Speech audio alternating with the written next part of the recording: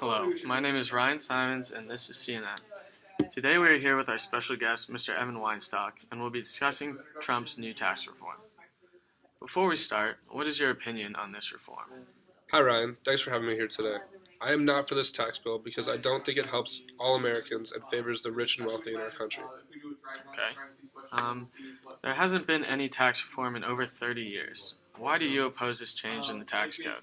This bill would drive up the deficit by $1.5 trillion over the next decade and give very large tax cuts to the wealthiest households and profitable corporations, but barely help the millions of low-income working families. The core of this bill is a large corporate tax cut that would benefit wealthy households. The budget resolution that Congress adopted this month calls for $5.8 trillion in federal programs cut over the coming decade. These include $1.8 trillion in cuts in Medicare, Medicaid, and other healthcare entitlement programs.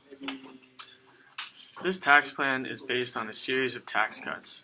Wouldn't you think that every American, rich and poor, would want a tax cut?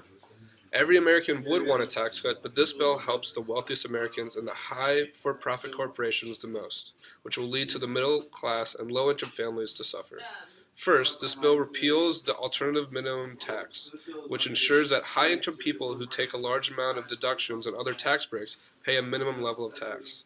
Second, the Senate Republicans' decision to provide such small benefits to low and moderate-income working families is especially striking because they also chose to newly extend the CTC to families with much higher incomes. Under this bill, a single mother with two children working full-time at home as a home health aide at a federal minimum wage earning $14,500 would see a $75 increase to his CTC, while a married couple with two children earning $1 million would receive a new CTE worth $33,000.